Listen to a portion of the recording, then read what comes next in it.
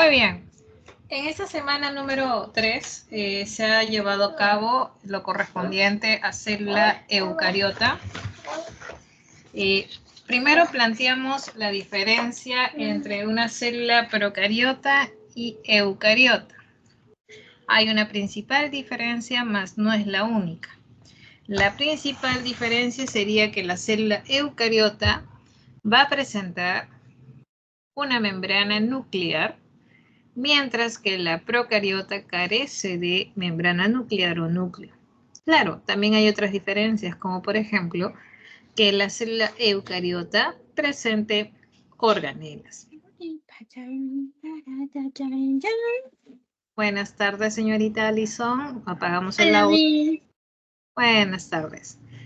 A ver, en esta parte de consultas académicas, si tuvieses alguna duda, consulta de lo desarrollado hasta la fecha, que corresponde a la semana 3, bienvenidas sean las preguntas y dudas. Puedes plantearlo tal vez en el chat o activando tu audio, pero si no hubiese dudas, yo voy a estar dando un breve resumen de lo que se ha aprendido en esta semana 3, correspondiente a célula eucariota. Muy bien. Miss, cuando se habla de la membrana citoplasmática, ¿se dice que es permeable o semipermeable? Muy bien, entonces, para poder abordar tu duda, vámonos rapidito al esquema, acá está, al esquema de la membrana plasmática o citoplasmática, ¿no? En la membrana plasmática estamos viendo toda una estructura que hace que justamente el pasaje de solutos, por ejemplo, o de cualquier partícula sea de manera selectiva, ¿no? Por lo tanto, decimos que es semipermeable, ¿ya? Ahí lo estás viendo justamente en una imagen, ¿no? Estamos viendo que la membrana es semipermeable a diferencia de la pared celular.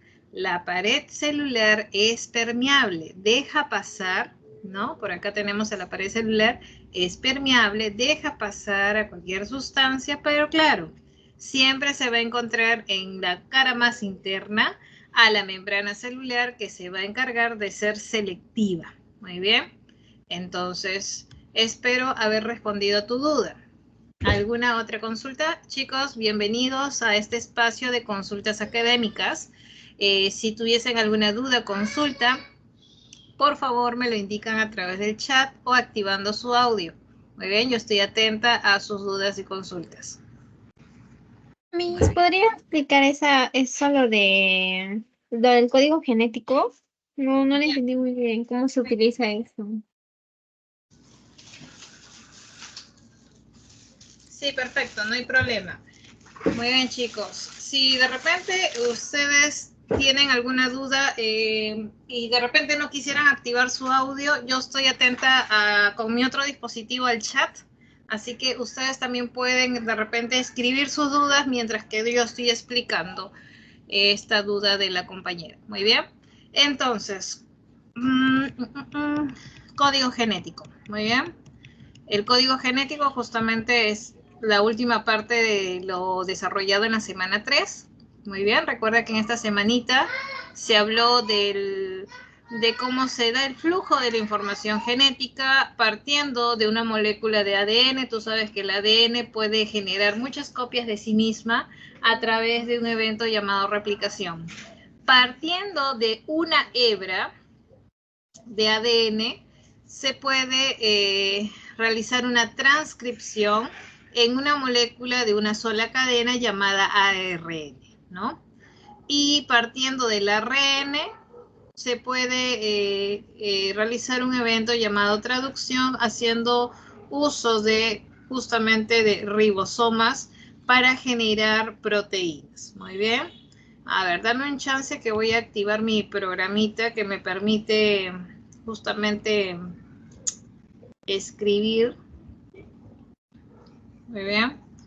Ahí está. Entonces, se habló de cada aspecto del flujo de la información genética, primero con la replicación, luego con la transcripción y finalmente con la traducción. Aquí es donde está tu duda con respecto a la traducción. Muy bien. Se sabe que esta es la tablita del código genético, es de triple entrada, como estamos viendo por aquí. Voy a agrandar un poquito por acá, o si no, me llevo esta imagen. A ver, esta acá no. Esta también me puede ayudar. Ya, esta imagen.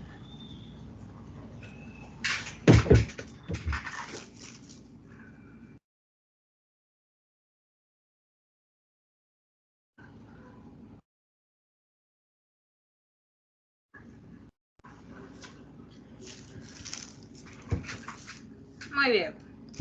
Entonces, a ver. Imaginémonos que tenemos acá una molécula de ARN y a continuación tú sabes que el ARN puede presentar las siguientes bases. Un ARN puede tener adenina, puede tener uracilo, recuerdo, no timina, citonina, citosina y guanina. Muy bien. Y estamos viendo en este caso, por acá, y lo voy a sombrear de amarillo para que te des cuenta, cuando el ribosoma se une al ARN para hacer el proceso de traducción, porque recuerda que en la traducción se necesita ARN y ribosomas para que se realice este evento de traducción. Muy bien. Entonces, se busca un punto de inicio. Ese punto de inicio es un triplete, que te lo voy a sombrear a continuación. Acá está. Este triplete llamado AUG. Recuerda que cada 3 bases o cada triplete corresponde a una unidad de codificación llamado codón. Acá estamos viendo un codón. Acá estamos viendo otro triplete llamado codón. Y así cada triplete se llama codón. La diferencia está que este codón que te acabo de sombrear de amarillo es un triplete muy conocido porque su secuencia adenina, uracilo, guanina determina el punto de inicio en la traducción, o mejor dicho, en la síntesis de proteínas, partiendo de una molécula de ARN. Muy bien. Entonces, este codón de inicio, muy bien, bueno, conocerás la historia de que viene por acá justamente el ARN de transferencia trayendo en su extremo un aminoácido llamado metionina, lo deja en un punto, viene luego el triplete que puede ser el AUC, la ARN de transferencia trae en un extremo el aminoácido y leucina y se une a través de un enlace, en este caso peptídico, y así va creciendo la cadena de proteínas o cadena de aminoácidos para formar una proteína. Muy bien. Entonces la duda tuya es, ¿y cómo utilizo esta tabla del código genético? Entonces, por ejemplo, si te dice que el codón de inicio, ¿no? Por mencionarte un ejemplo, este codón de inicio comienza con A, adenina, que sería pues tu primera base, adenina es tu primera base. Entonces, esta primera base que te estoy sombreando de color verde, muy bien, se va a ubicar acá. Acá está la primera base o letra. Entonces, te ubicas acá y buscas la adenina. Si buscas la adenina, esta no es, este es uracilo, citosina, adenina. Acá está la adenina. Entonces, la primera base, como estamos viendo por acá, corresponde a adenina. Entonces, ¿qué haces? Como acá está la primera base, la ubicas, es esto. Entonces vas a encerrar imaginariamente toda esta fila. Muy bien. Y ahí te quedas. Te quedas solamente con esta fila. Muy bien, con toda esta fila. Con toda esta fila te vas a quedar. Muy bien, y si gustas, no sé, hacemos una marquita para que te des la idea de que te quedas solamente con todo esto. Muy bien. Luego te dice, la segunda base, si quieres la representa de color rojo, te dice acá, segunda base es el uracilo, es la segunda base. A ver, ¿dónde está la segunda base? Acá está, ¿no? La segunda base o letra, acá arriba. Pero el uracilo, ¿dónde se encuentra? Este es el uracilo. Entonces tú encierras imaginariamente toda la columna del uracilo. Y notas que va a haber una intersección, ¿cierto? Cuando tú intersectas esta fila verde con esta columna roja, ¿cuál es la intersección? La estás viendo, ¿cierto? Y te lo voy a sombrear de verde, te la sombreo de verde. Esta es la intersección, ¿cierto? Muy bien. Entonces todo esto es la intersección y te quedas en este cuadrante nada más. Ahí te quedas. Luego la tercera base es guanina. Y la voy a colocar de azul. Muy bien. La tercera base es guanina. ¿Y dónde están las terceras bases? Están acá. Acá están la tercera base o tercera letra. Pero ¿dónde está la intersección? Aquí, ¿no? Y te quedas aquí. Entonces, aquí ubicas la guanina. ¿Dónde está la guanina? ¿Es esta? No, es uracilo. Esta no es. ¿Citosina? No. ¿Adenina? No. Acá está la guanina. Y te quedas ahí. Entonces, te quedas ahí y luego intersectas con este cuadrante verde. Muy bien. Intersectas con ese cuadrante verde. ¿Lo estás viendo? Lo intersectas. El resultado de esa intersección. Acá está. El resultado de esa intersección. Ay, mejor con una raya acá. No sé si logre verse. El resultado de esa intersección, vamos a poner amarillito mejor, porque lo está tapando todo. Acá está. No sé si logras ver. Intersectas todo esto con esto verde, y el resultado de la intersección daría esto, que te lo voy a sombrear de negro.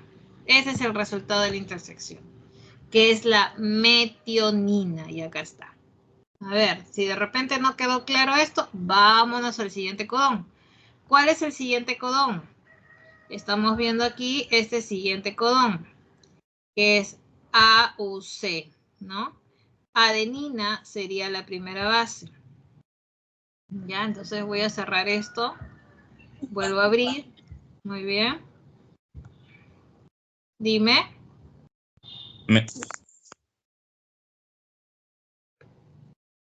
¿Estamos ahí? ¿Se me escucha fuerte y claro?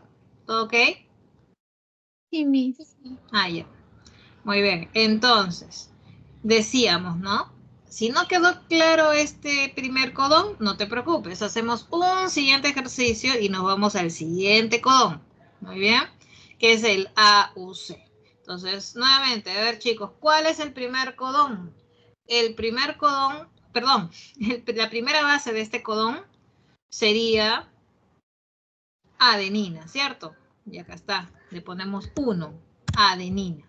Entonces te vas al cuadrante, o mejor dicho, al lado donde dice primera base o primera letra, y buscas a la adenina. Y acá está la adenina, ¿no? Entonces, ¿qué haces? Todo esta la seleccionas. Luego te vas a la segunda base. La segunda base, en este caso es el uracilo. Segunda base.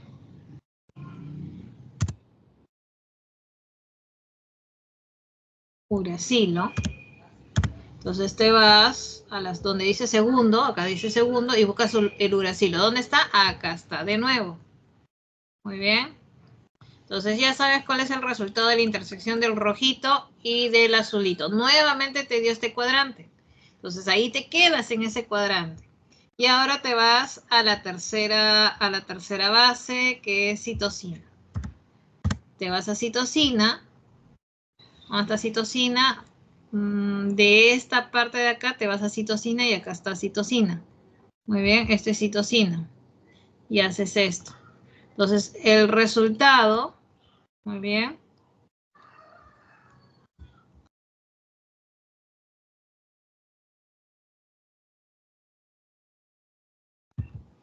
El resultado está aquí, ¿ya? Es el AUC. Muy bien. El AUC es la isoleucina, ¿ya? Acá te pone ILE, bueno, es en inglés, creo, si no me equivoco, es la isoleucina. Muy bien. Ajá, entonces, eso sería, pues, cómo tú vas a poder determinar a qué aminoácido corresponde esos codones. Profesora, ¿me tengo que aprender de memoria esto para el examen? No, no te tienes que aprender de memoria.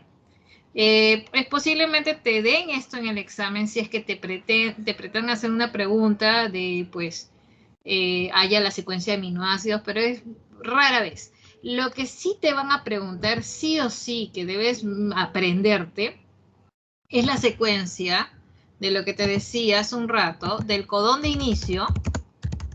Ese codón de inicio es único, es el adenina, uracilo-guanina, el AUG. Y recuerda, si bien cuando se inicia la síntesis de proteína, ¿no? Comienza en un codón llamado codón de inicio, también como todo tiene que terminar. Entonces tiene que haber un codón de parada o también en inglés conocido como el codón stop, ¿ya? Ese codón stop o de parada son 3, que cualquiera que aparezca determina el fin de la síntesis, que puede ser el UAA, el UAG o el UGA. Muy bien. Cualquiera de estas que aparezca durante la síntesis, ¿no? En la secuencia de ARN que se esté pues traduciendo, indicará la parada o stop de la síntesis proteica. Muy bien. Y bueno, un último ejercicio para ver que todo, a ver, con todos los enlaces. Bueno, no todos los enlaces, pero la mayoría de lo que hemos estado revisando con respecto a las macromoléculas, por ejemplo, en el enlace peptídico, en el enlace glucosídico, se pierde una molécula de agua, dependiendo, no siempre, pero dependiendo de qué tipo de enlace. Cuando tú te refieres, me imagino, a la degradación o rotura del enlace, eso es lo que quieres decir, ¿no? Cuando se rompen los enlaces, se pierde una molécula de agua, sí, en algunos enlaces, ¿ya? Entonces, como lo que se ha visto, por ejemplo, en el caso de las macromoléculas. Muy bien. Vamos a hacer el último ejercicio con respecto a por ejemplo. La hemolinfa, ya, eso corresponde, ya. Ahorita contesto esa duda porque corresponde a lo desarrollado, si no me equivoco, en la primera semana. Ahorita vamos a ver el PPT de la primera semana, pero sí, ahorita lo abordamos. Muy bien, entonces vamos con este último codón para que haya quedado claro, porque sé que esto surge bastante dudas en los estudiantes, así que es preciso pues que quede bien claro. Uracilo, primera base. Ya, uracilo, perdón, sí, uracilo. Voy a cerrar acá un ratito para que... Ahí está. Entonces, estamos aquí. Uracilo, citosina, guanina. Uracilo, ¿dónde está? La primera base, uracilo, acá está. Y ahí te quedas, ¿no? Luego, en azulito, segunda base, adenina, ¿verdad? Adenina, segunda base, está acá la segunda base, acá está la adenina, entonces es todo esto. Perdón, citosina era, ¿no? Citosina. Ya está, citosina. Ya, está bien. Uracilo, primera base. Citosina, segunda base. Y ahí te quedas. Nos vamos ahora con otro color, verdecito. Guanina. Y la guanina en esto está aquí. Entonces haces esto a continuación. Entonces el resultado de las 3 intersecciones, ¿no? Sería justamente este de aquí, el UCG. ¿Lo estás viendo? El UCG que corresponde a la serina. Acá está. Muy bien.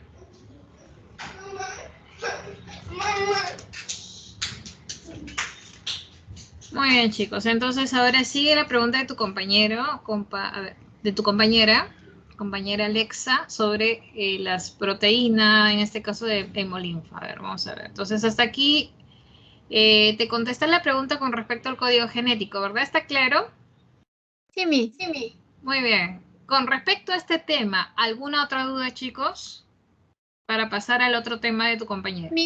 Ahí le mandé una captura de un ejercicio.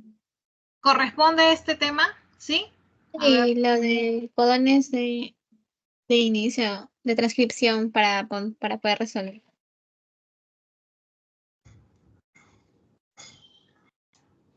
Ya. Ya, entonces ahorita vemos eso. Entonces, a ver, vamos a aprovechar que ya estamos con el tema y lo vamos a abordar ahorita y luego veo lo de la proteína. Voy a sacar de aquí, voy a dejar de compartir para poder descargar tu pregunta.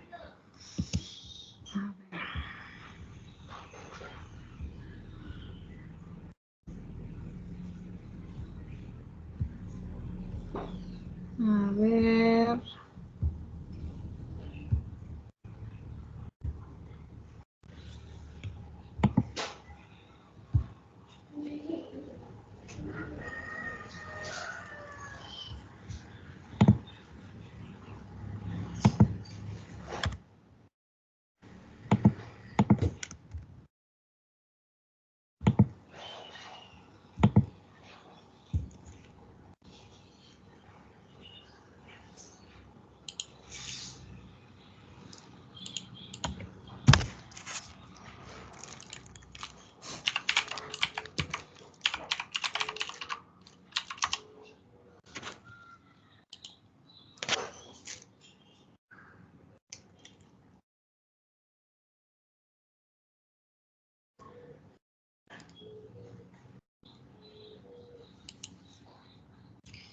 Ya, listo. Entonces voy a volver a compartir, ya descargué tu...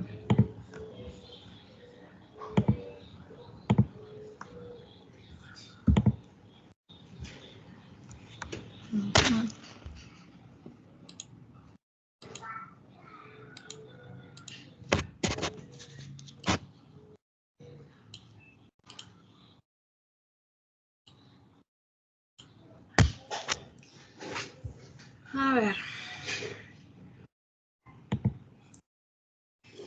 Muy bien. Ya. Te dice acá, tienes un aspirante al laboratorio, se le da la siguiente secuencia génica y se le solicita realizar el proceso de transcripción correctamente. Ya. Ahora, recordar que cuando hablamos de la transcripción, ¿no? Tú sabes que es partiendo de una molécula de ADN. A ver, voy a cambiar de color. ADN.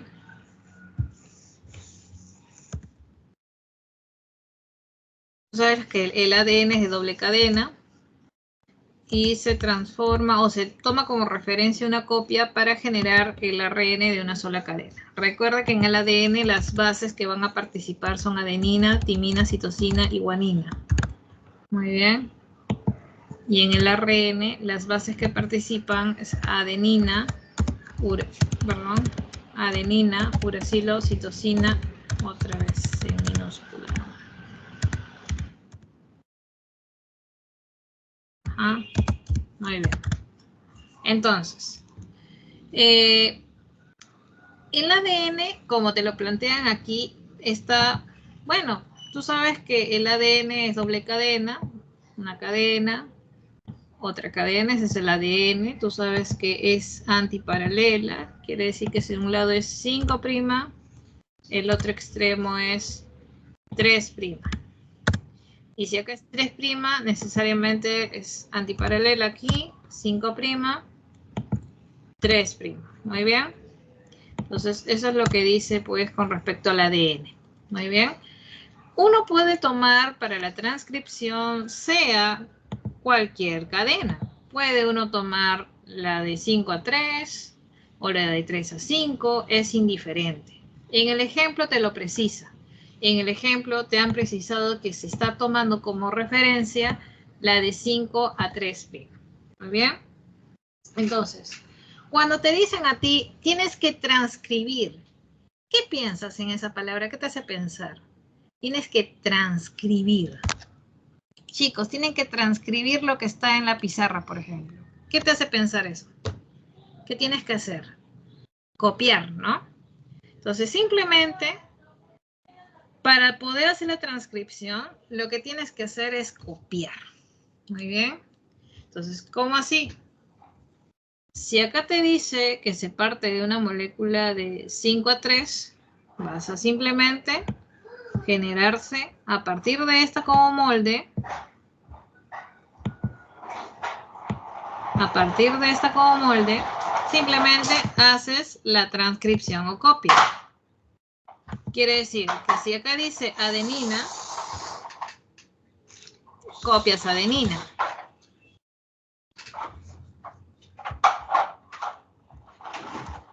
Luego tienes adenina, copias simplemente. Pero tú sabes que luego no puedes poner timina, simplemente pones uracilo. Luego copias citosina, guanina, citosina. Luego pones adenina, guanina y pones timina, no pones uracilo. Luego tienes guanina, guanina, citosina. Luego tienes adenina, guanina, guanina. Luego viene uracilo, uracilo, adenina. Luego viene citosina, guanina, guanina. Pero acá algo que tienes que considerar es el sentido. En este caso, ¿qué sentido le pones? Como estás transcribiendo, ¿no? Estás copiando, sigue el mismo sentido, que es el 5', 5', de 5 a 3'. Muy bien. De 5 a 3. Muy bien. Profesora, no veo la clave, no veo la clave. Vamos a ver.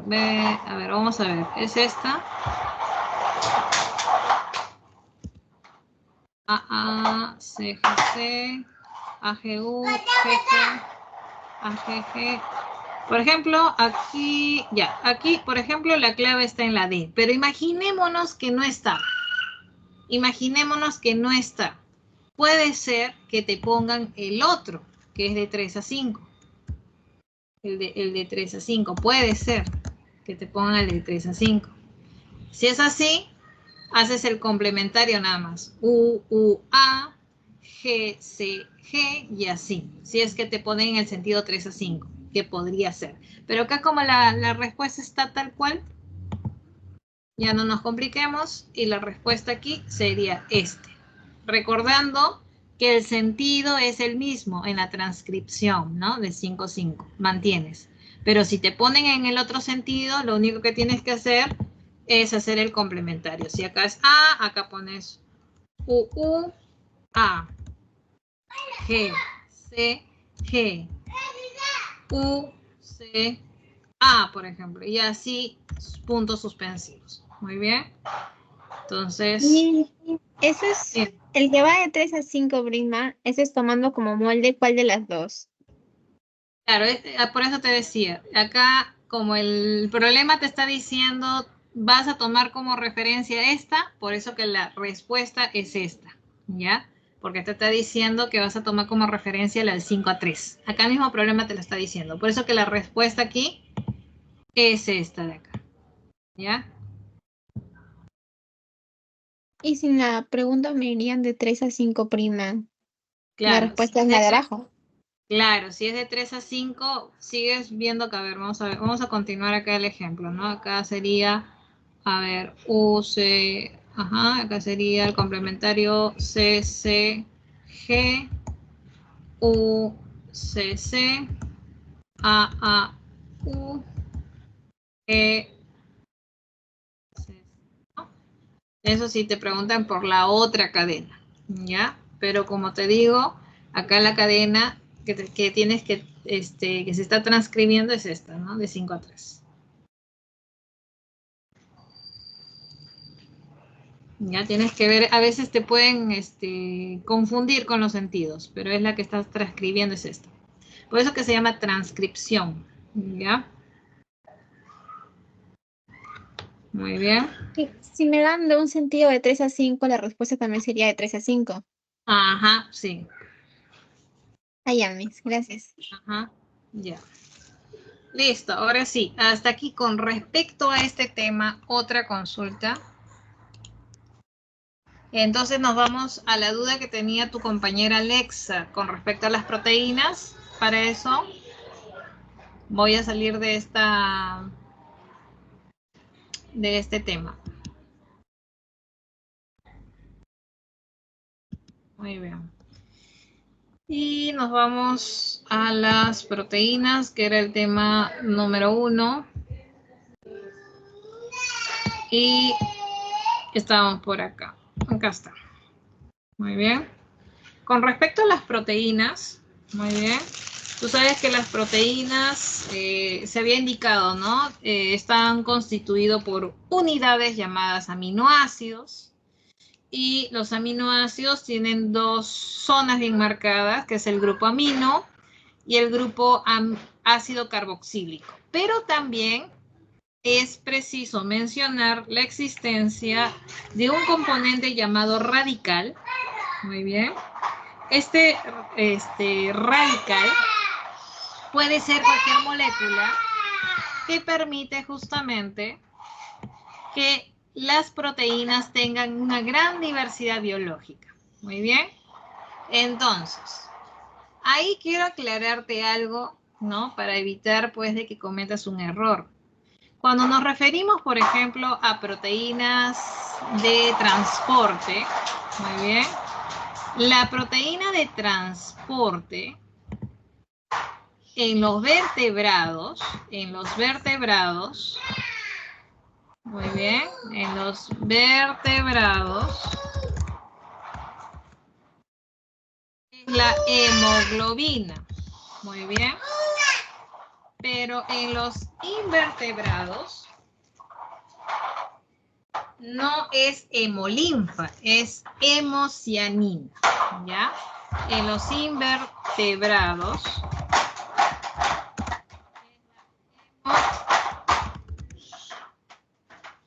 hemocianina. Hemolinfa es otra cosa, ¿ya? La hemolinfa es un análogo a la sangre en los invertebrados, ¿ya? Entonces, hemolinfa es un fluido, ¿ya? Y no estamos hablando como que sea proteína, ¿ya? Por eso que era preciso mostrarte esto y hacer el recordatorio que cuando nos referimos a las proteínas de transporte, en vertebrados esa proteína es la hemoglobina y en los invertebrados es la hemocianina. Recuerda que en los vertebrados el fluido, ¿no?, se conoce como sangre y la hemolinfa más que nada es en invertebrados, ese fluido, ¿no? ¿Listos, chicos? ¿Alguna otra consulta?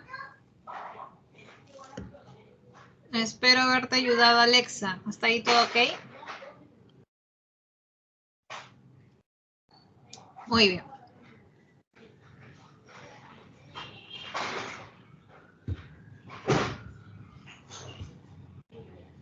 ¿Alguna otra consulta, chicos?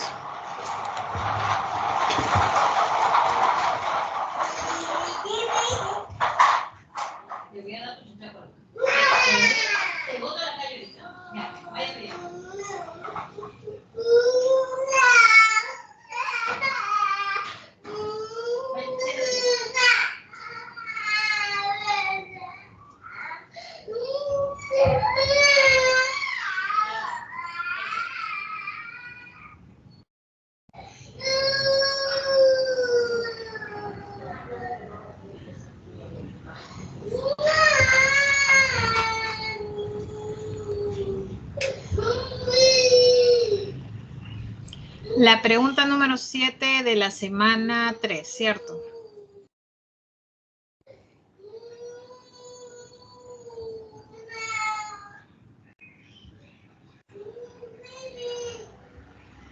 Aquí. A ver.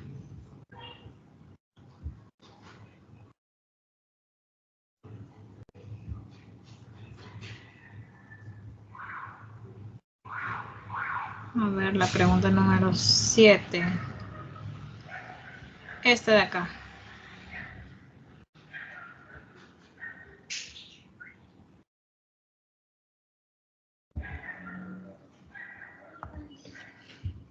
Esta, ¿cierto? Ya, en una comunidad agrícola, los agricultores han notado que sus cultivos de maíz no están prosperando como se esperaba. Mientras que los cultivos de girasol están floreciendo, dice acá. Los de maíz no están prosperando, pero sí los de girasol. Los agricultores sospechan que podría haber diferencias en la estructura celular de las plantas que estarían afectando su crecimiento. ¿Cuál de las siguientes características celulares podría ser una razón clave detrás de la diferencia en el rendimiento de ambos cultivos?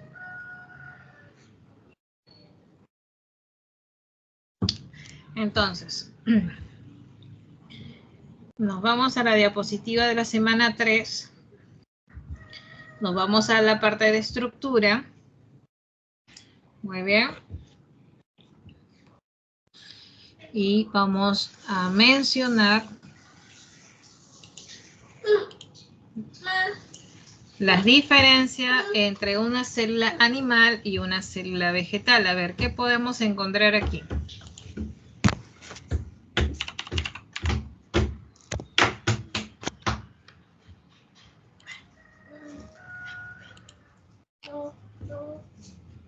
¿Alguna idea?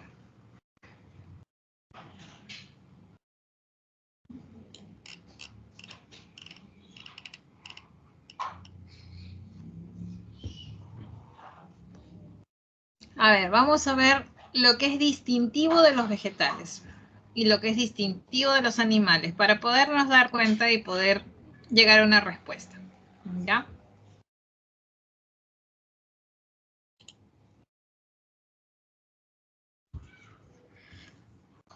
Cuando nos referimos a las células animales, por ejemplo, las células animales, como cualquier célula eucariota, presenta su membrana, presenta su núcleo, presenta organelas como mitocondrias, presenta, no sé, también lisosomas, entre otros.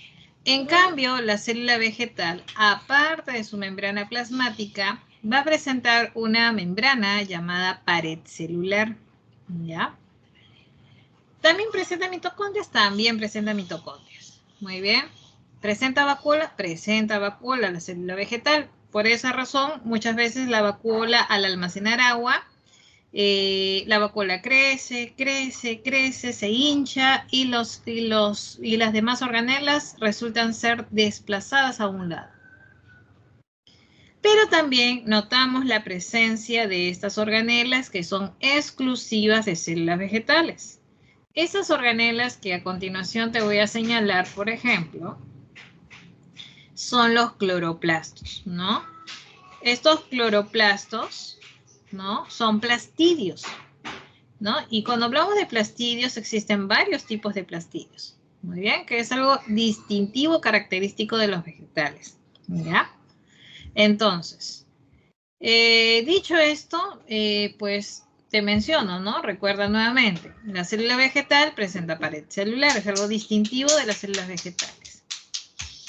Vamos a encontrar también algo distintivo en las células vegetales, lo que te decía acerca de los plastidios, que está por acá. A ver, por aquí, acá están los plastidios, ¿no? Acá más resumido, los plastidios. Los plastidios pueden ser de 3 tipos. Uno llamado el famoso cloroplasto, que está relacionado con la fotosíntesis. El otro es el leucoplasto, que está relacionado con el almacenamiento de alguna sustancia, que puede ser, no sé, almidón, o que puede ser proteína, o puede ser aceites y lípidos. Y el cromoplasto es un plastidio que se encarga de dar color a las diferentes estructuras vegetales, ¿ya?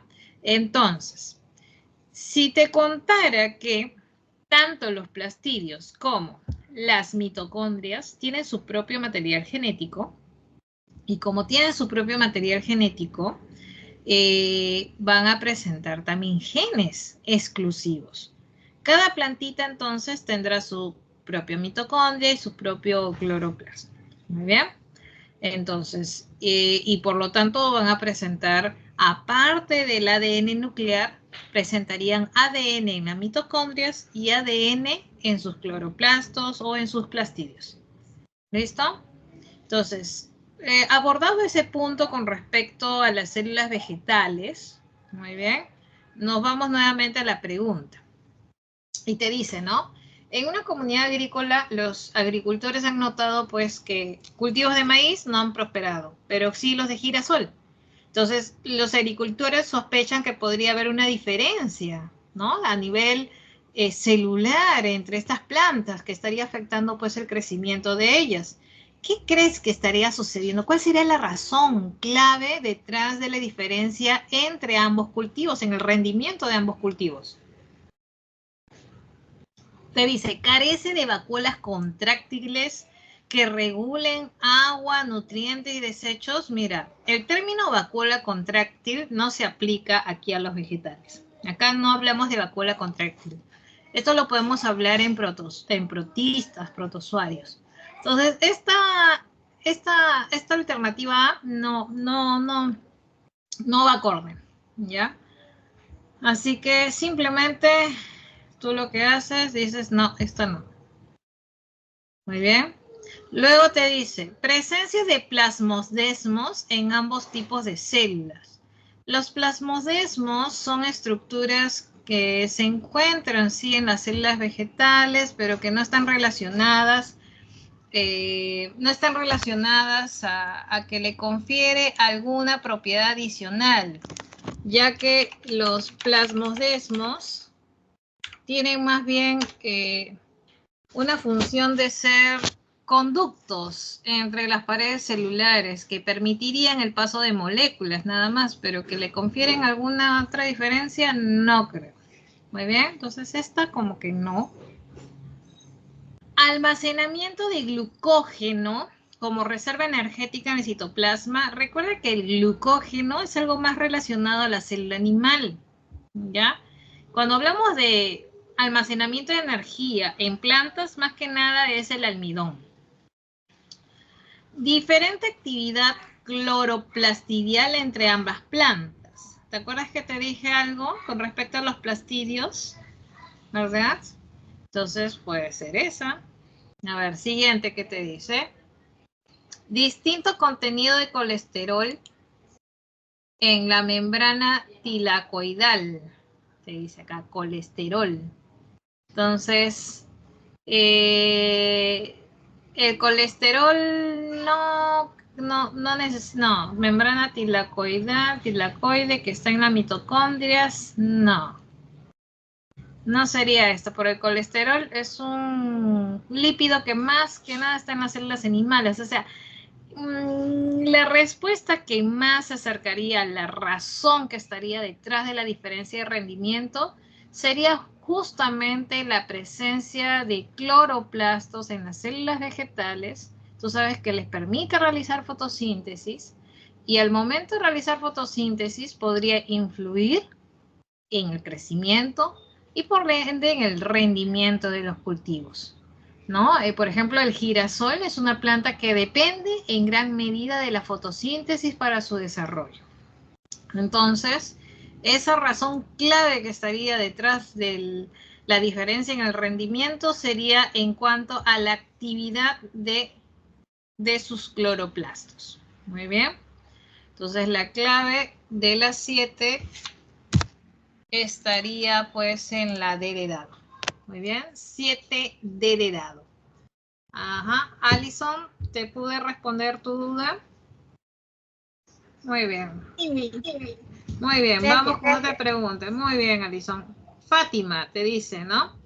La pregunta 8 te confunde, que hace referencia a la síntesis de proteínas, pero entendí, ajá, ya vamos a ver la pregunta 8, ¿no? A ver,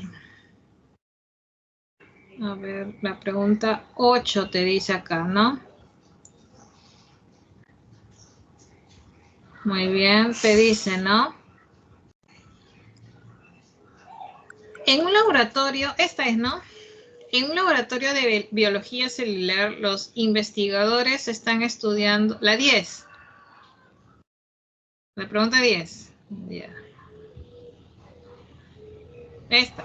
¿Esta? Ya. Acá es relacionar, ya, las funciones de las siguientes estructuras. Ya. Entonces,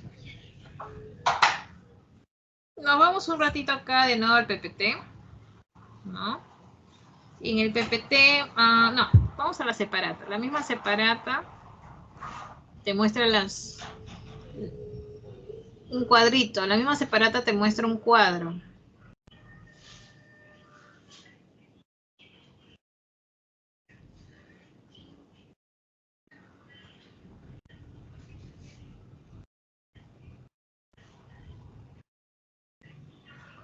Acá está. Ya, con respecto al papel que tiene cada una de estas estructuras. Muy bien. Entonces te dice, ¿no? En la pregunta número 10 te dice, relacionar correctamente las funciones. A ver. Entonces, abro de nuevo esto. Nos vamos aquí. Muy bien. Entonces te dice,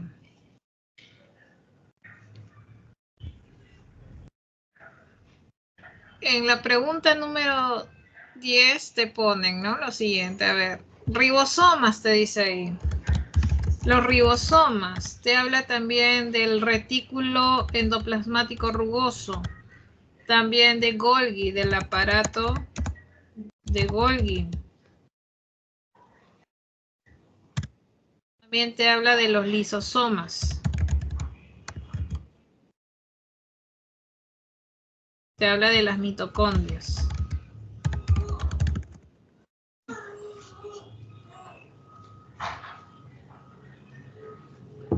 Entonces, te pone a ver, por otro lado, síntesis de proteínas.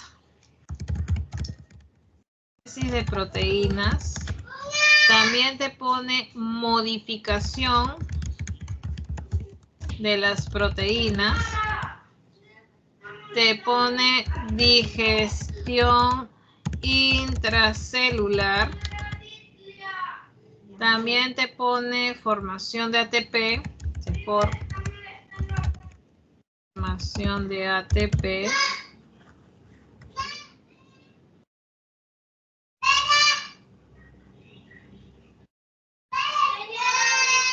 Transporte de proteínas.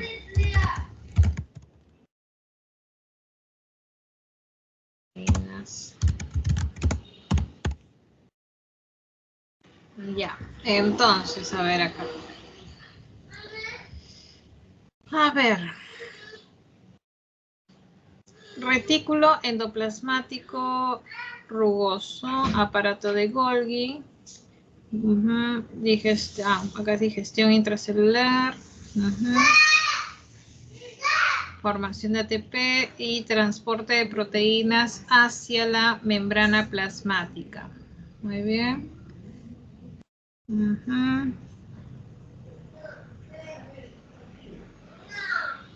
Ya.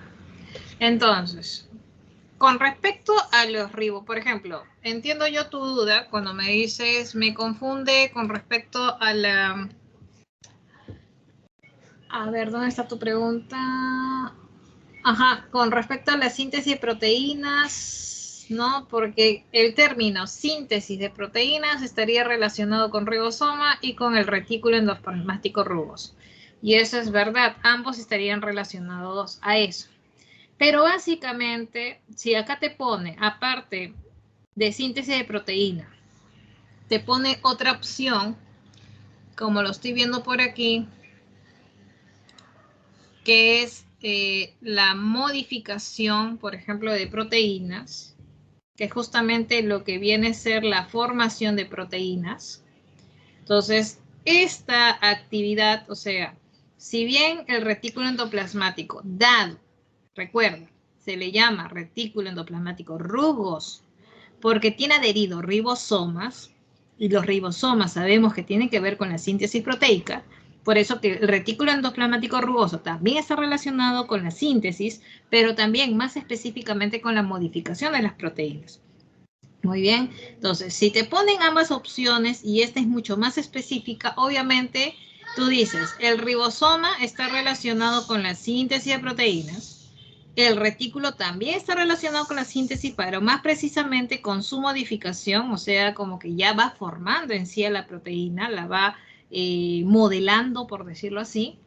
Y luego tenemos el lisosoma, que también es sencillo de definir, que tiene que ver con la digestión. Puse ahí digestión, es digestión. Luego tenemos el aparato, tiene que ver con la formación de ATP. Muy bien. Perdón. Acá, lapsus. Un ratito. Acá. La mitocondria tiene que ver con la formación de ATP y el aparato tiene que ver con el transporte de proteínas hacia la membrana plasmática, porque el aparato de Golgi tiene que ver, ¿dónde está Golgi? Con la secreción celular. Muy bien, entonces repito, ya, repito. Ribosomas tiene que ver con la síntesis de proteínas. Claro, el retículo endoplasmático rugoso, como tiene adheridos ribosomas, también, pero más precisamente o específicamente con la modificación de las proteínas. Muy bien, el aparato de Golgi tiene que ver con el transporte de proteínas hacia la membrana plasmática, conocido como secreción celular. El lisosoma tiene que ver con la digestión intracelular y la mitocondria tiene que ver con la formación de ATP. Muy bien.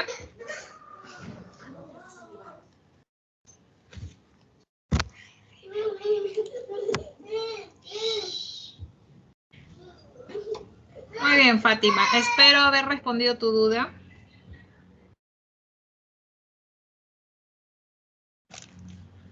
Hasta ahí, todo ok. Entonces vamos con la siguiente pregunta, si no hay más dudas respecto a este punto. Miss, Sí. cuando hablas de empaquetamiento de proteínas, ¿es el aparato de Golgi? Empaquetamiento de... Proteínas. A ver.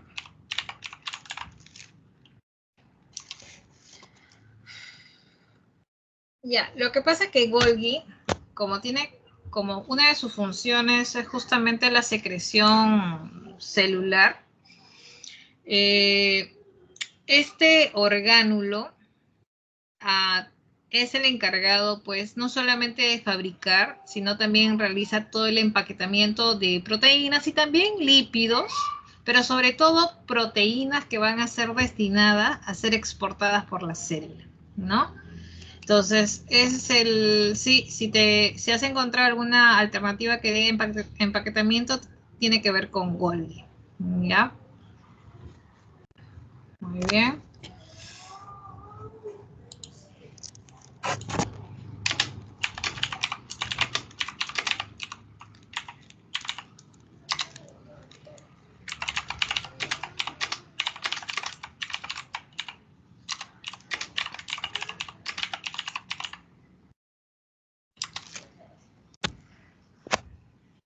Muy bien, entonces continuamos con la duda o pregunta de tu siguiente compañera. Los tipos de bioremediación y la función de los mesosomas. Ya, eso es con respecto al tema... No, espérate. Alison, sí, Alison.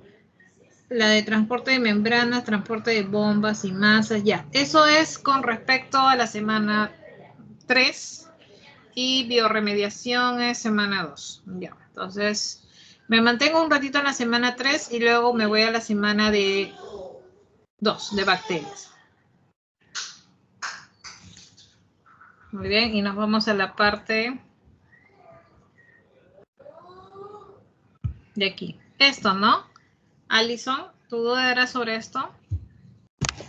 Sí, los transportes.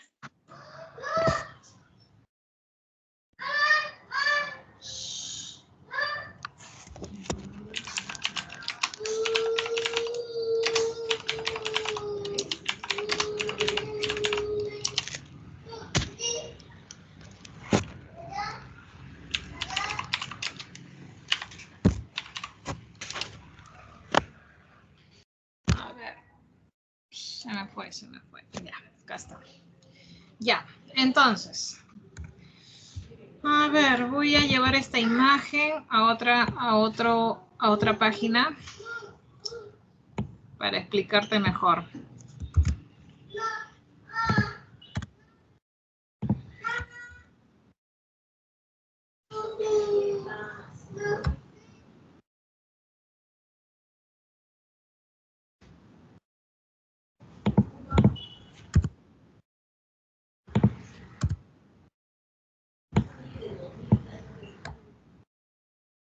Ya.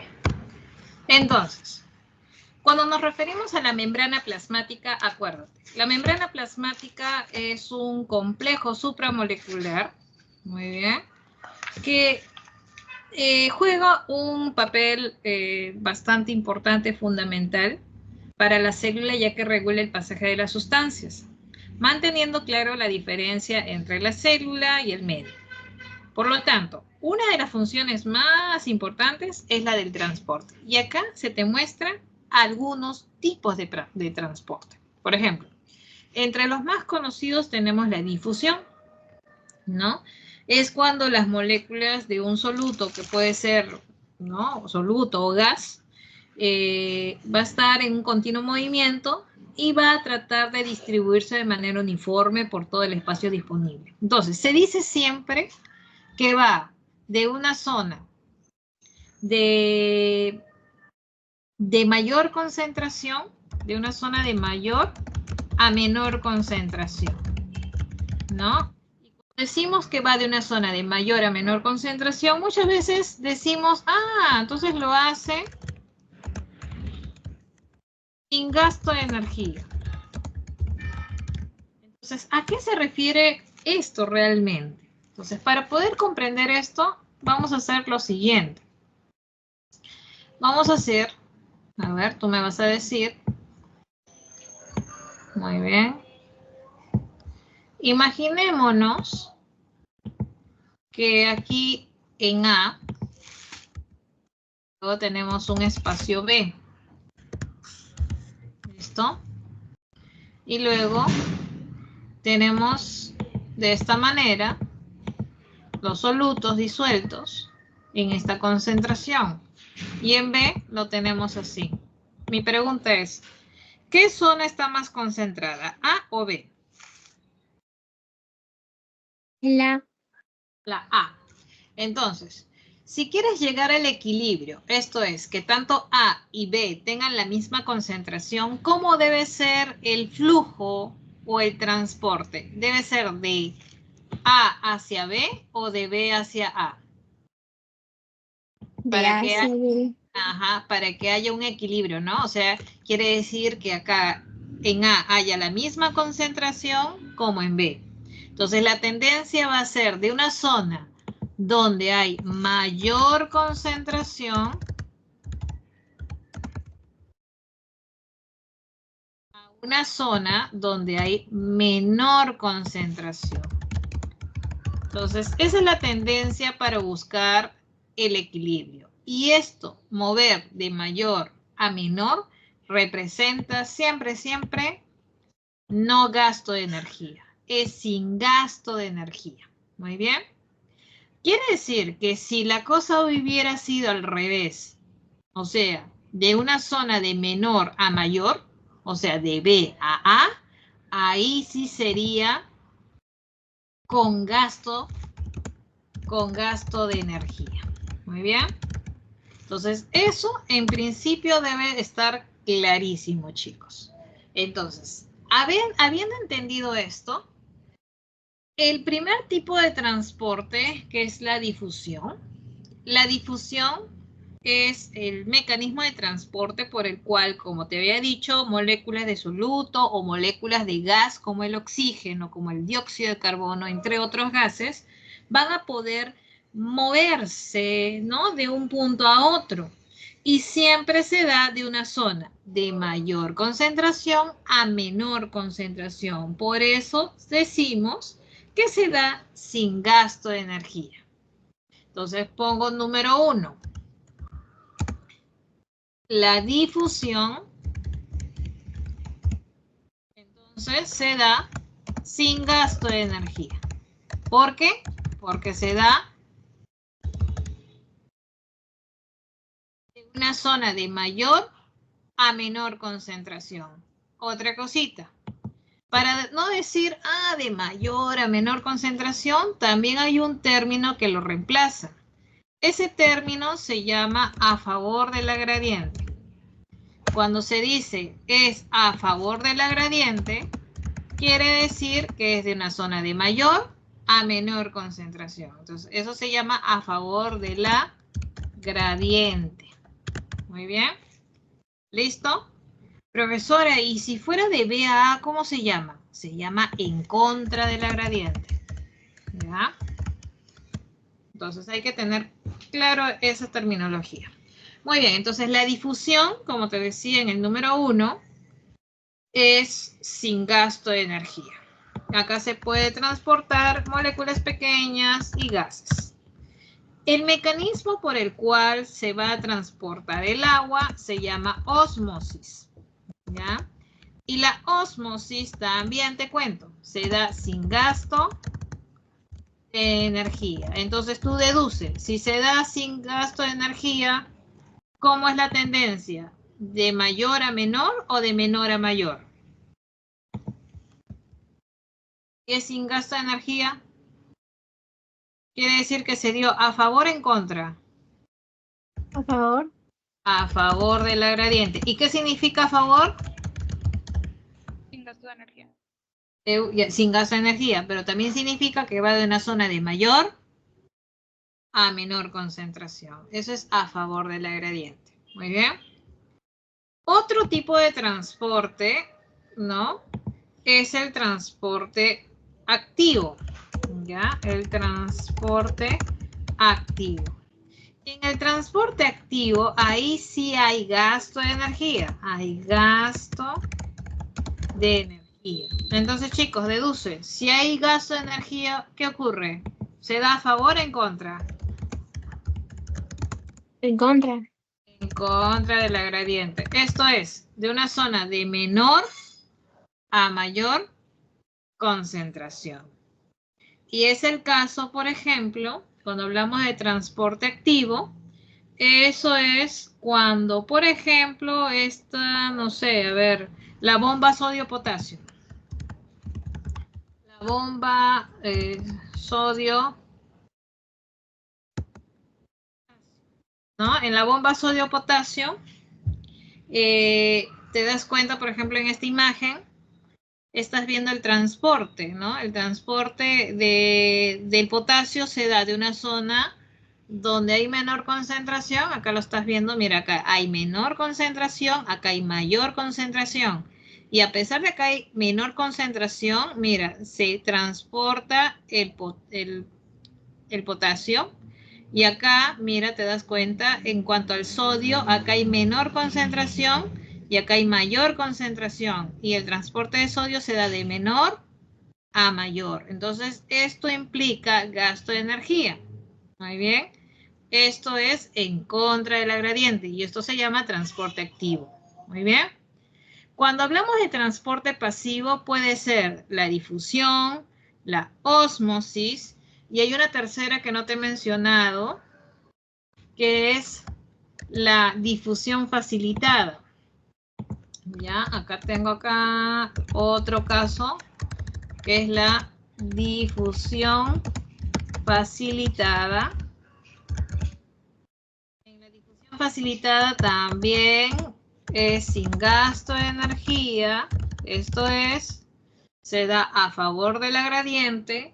Y acá podemos mencionar un ejemplo que es de la molécula de glucosa. Quiere decir que una difusión facilitada, como su nombre lo indica, se puede transportar ciertas moléculas ayudadas de transportadores, ¿no? Transportadores que facilitan el paso de una molécula de una zona a otra. Muy bien, por eso que se llama facilitada.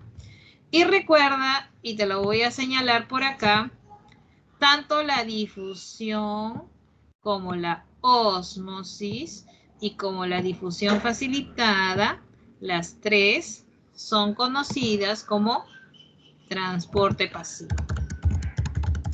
Transporte pasivo. Muy bien. Hasta ahí, Alison.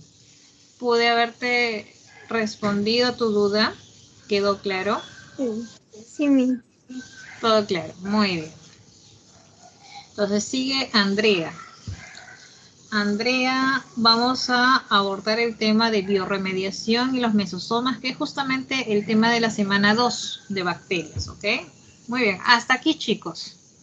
¿Alguna otra duda con respecto a este punto? ¿Todo claro? Muy bien.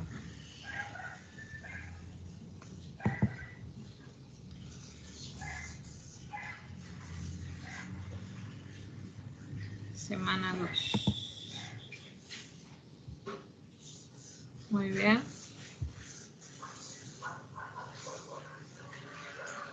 Mesosomas. Vámonos a la parte de mesosomas. Acá. Buenas tardes, profesora. Recién acabo de entrar.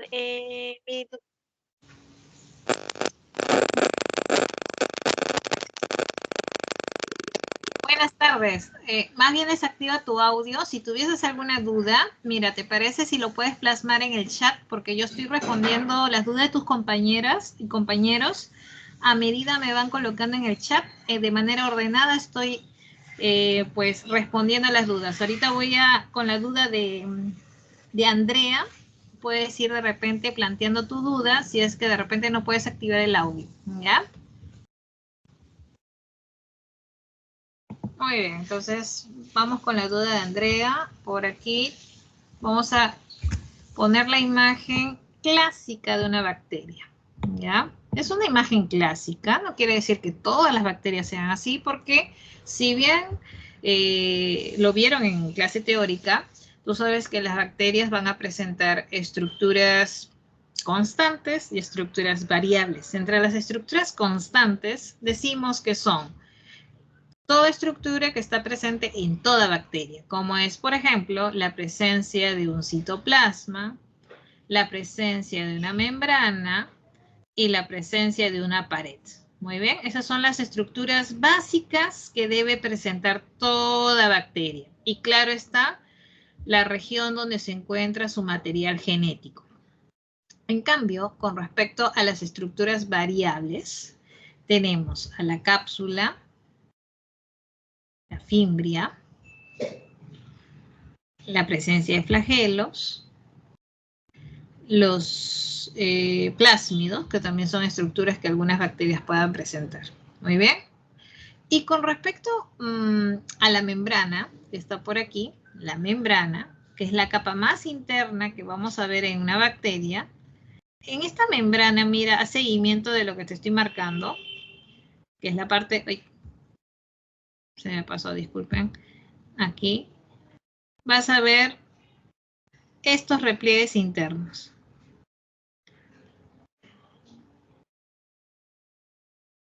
Estos repliegues internos se llaman mesosomas. Profesora, ¿y cuál es el papel de un mesosoma? Te cuento. Los mesosomas pueden tener dos funciones. Dado que gracias a estos repliegues dan mayor superficie para que se encuentren ciertas proteínas relacionadas con su respiración. O sea, los mesosomas, uno, tienen que ver con la respiración.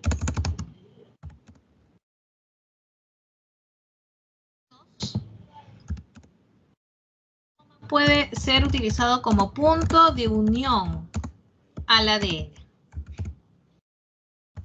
Punto de unión al ADN bacteriano, obviamente.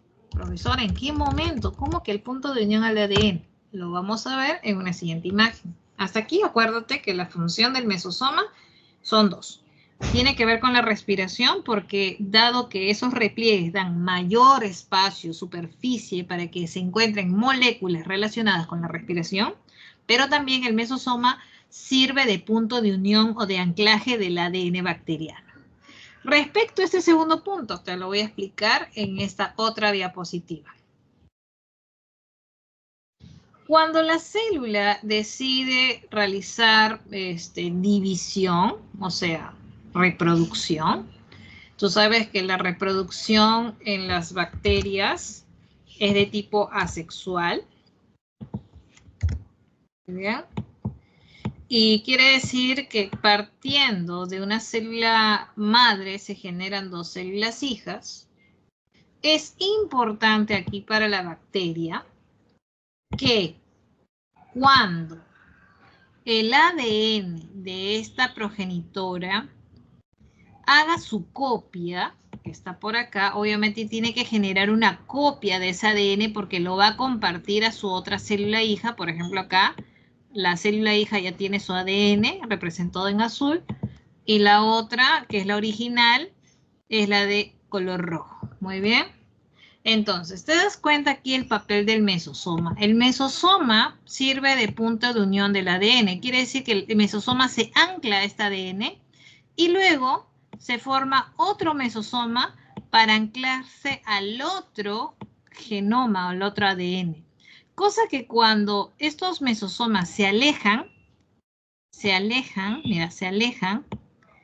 permite la segregación o separación. Esto es, se separan los ADNs de manera que luego en la parte media se forme un septo tabique y divida en dos células hijas. Cosa que asegura que cada célula hija se lleve una copia del ADN. Imagínate si no hubiese mesosoma. Puede ser que no haya una buena segregación o repartición y una célula hija se lleve las dos copias y la otra nada de genoma. Entonces, por eso que es la importancia del mesosoma que sirve de punto de unión durante la reproducción bacteriana llamada bipartición o división binaria. Muy bien. Eso es respecto a los mesosomas.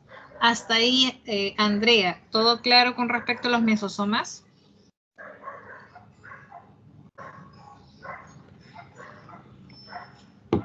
Muy bien, ahora nos vamos a tu otra pregunta que corresponde a biorremediación. Muy bien. Y para eso, a ver, voy a cerrar aquí. Me voy a ayudar del material de la semana 2.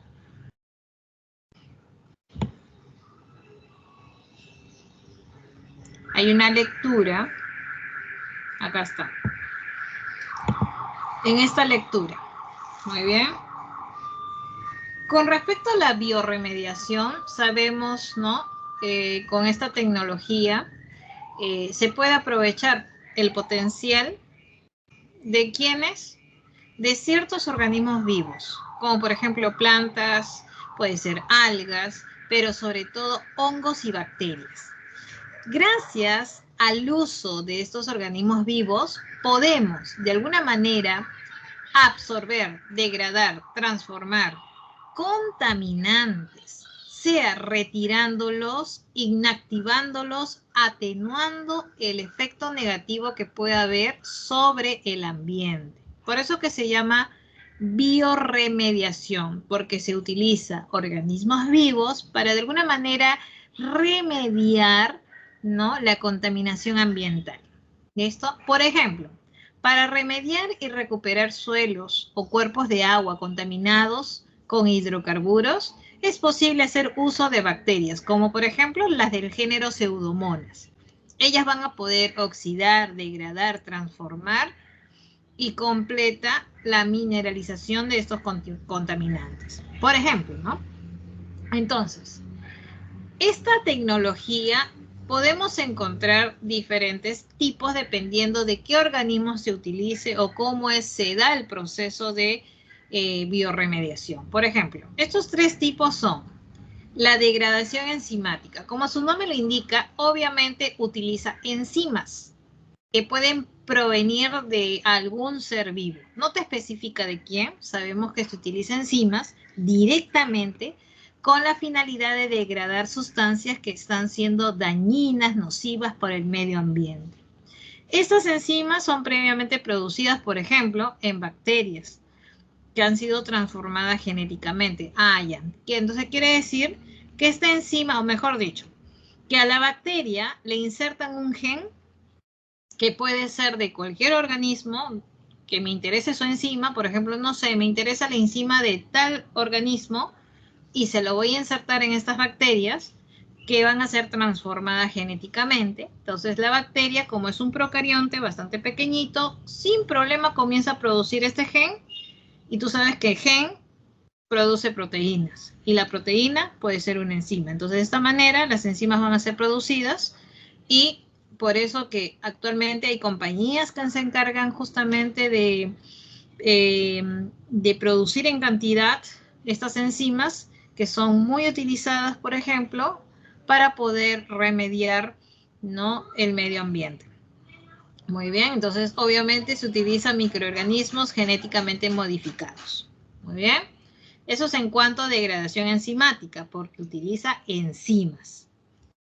El otro tipo de biorremediación es la microbiana, y como te darás cuenta, utilizaría pues directamente microbios en el foco de la contaminación. Muy bien, estos microbios o microorganismos que pueden ser, por ejemplo, bacterias, hongos, que pueden degradar con relativa facilidad, por ejemplo, el petróleo, o por ejemplo los derivados del petróleo, que puede ser benceno, el tolueno, la acetona, o pueden ser herbicidas, pesticidas, entre otros. También se sabe que metales pesados pueden ser degradados, como es el uranio, el cadmio, el mercurio, ¿no?, que naturalmente no se pueden degradar, pero que las bacterias lo pueden concentrar de tal manera que pueden ser eliminados más fácilmente. Entonces, gracias a esto es que se puede, ¿no?, remediar o de alguna manera restaurar los ecosistemas.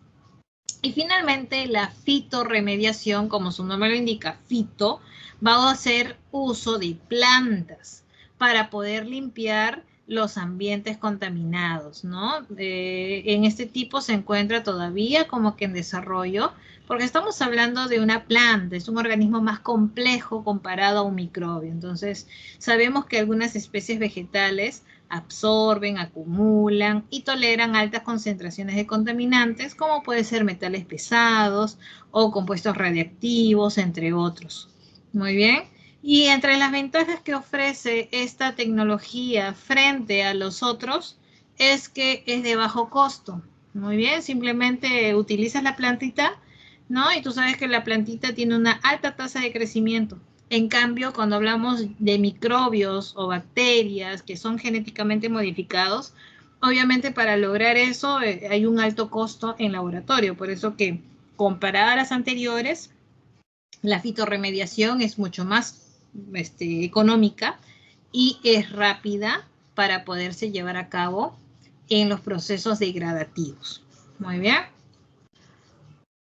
Perfecto. Hasta aquí, Andrea, ¿alguna otra consulta respecto a biorremediación?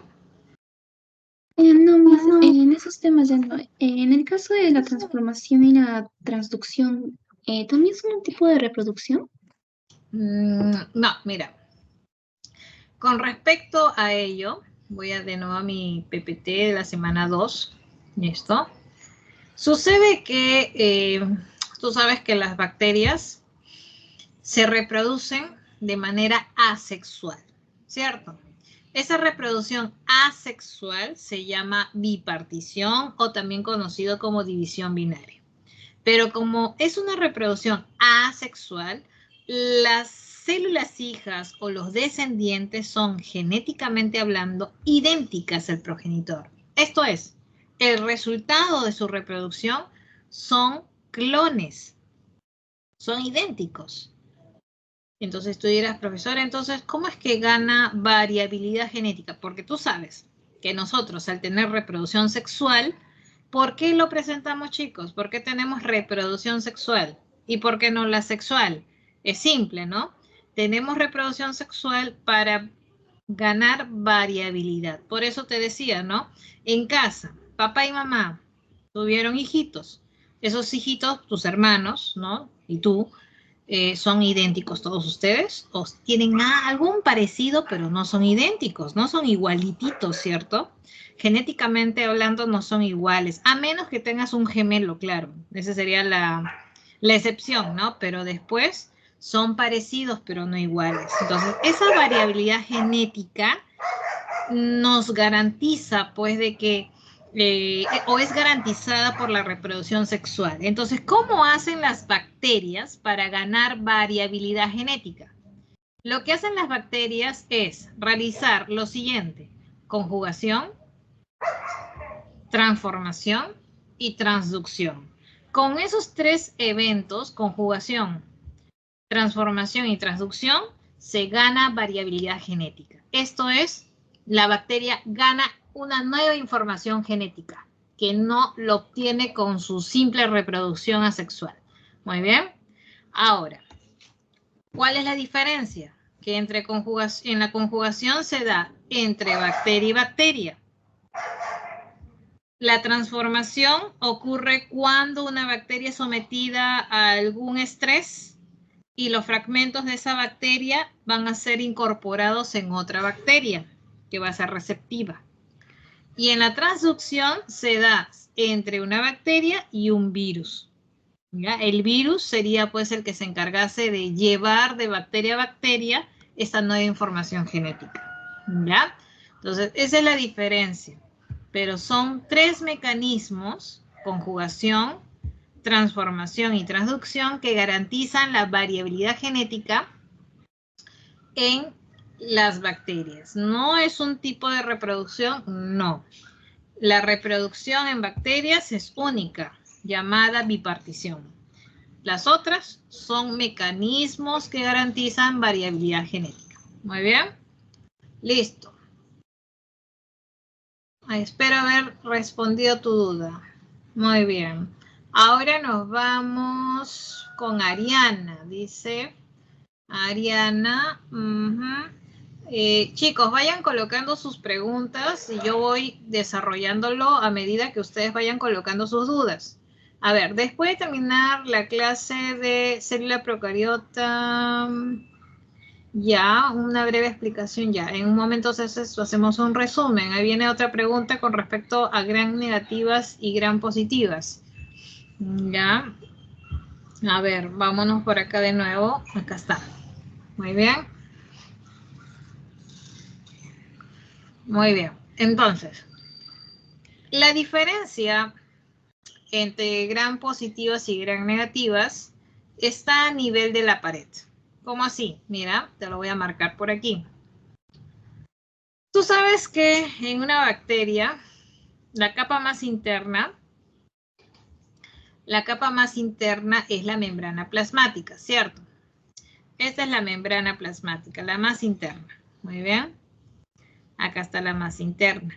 La que le sigue, la que le sigue por arriba es la pared celular. Acá está.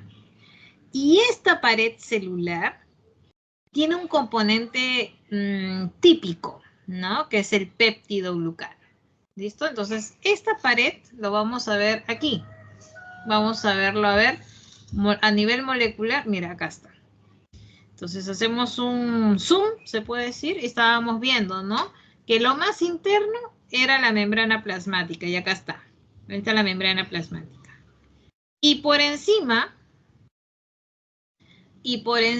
acá, estaba la pared celular. Ahora sí. Observa y compara. A ver, chicos, comparen esta pared con esta. Hay una diferencia. ¿Cuál sería la principal diferencia? Mira acá. Acá dice péptido glucano. Esto es el péptido glucano. Y acá el péptido glucano es todo esto. Entonces, estamos viendo una diferencia a nivel de péptido glucano. Mientras que en una bacteria su péptido glucano es bastante grueso, en la otra es bastante delgado, ¿cierto? Ahora, sucede que existe una tinción llamada la tinción Gram. Y en base a la coloración que obtienen las bacterias, se va a agrupar en bacterias gram negativas y gram positivas. ¿Qué significa? La tinción Gram consiste en una serie de reactivos y tintes que van a ser utilizados en diferentes tiempos. El primer colorante que se agrega, ¿no?, a estas bacterias es un colorante primario que tiñe de color azul violeta. Y dado que este grupo de bacterias tienen una gran cantidad de peptidoglucano, adivina, el peptidoglucano permitirá retener, absorber mejor el colorante primario. Y por lo tanto, estas gram positivas, adivina de qué color se tiñen. De color azul violeta. Las gram negativas también cogen ligeramente el colorante, ¿no? Gracias a que tienen peptidoglucano. Pero cuando se hace una serie de, ¿no? Se colocan los demás reactivos después del colorante primario, el colorante desaparece, se va, debido a que el peptidoglucano era muy delgadito. Entonces queda como que transparente. Por eso que se utiliza un colorante de contraste, ¿no? Para poder visualizarlos al microscopio, porque imagínate, si no lo coloreas finalmente no vas a ver nada. Entonces se tiene que colorear con un colorante con contraste llamada fucsina y se tiñe de color fucsia, las gram negativas. Entonces, repito, ¿a qué se debe la diferencia entre una gram negativa y gram positiva? Tiene que ver con la cantidad de peptidoglucano en su pared celular. Las gram positivas tienen mayor cantidad de peptidoglucano, las gram negativas poquito.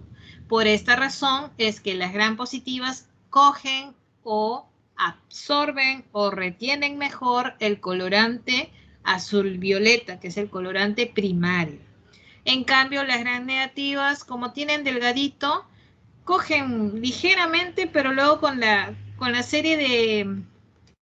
con la continuación de la tinción desaparece, se va el colorante y es por eso que se tiene que utilizar un colorante de contraste.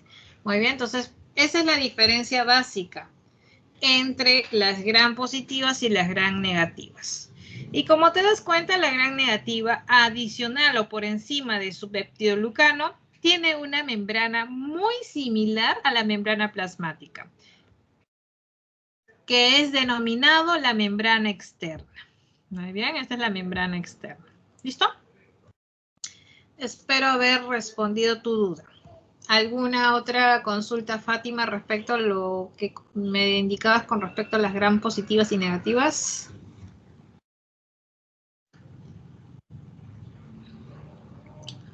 Muy bien. Entonces, creo que hasta ahí todo está ok.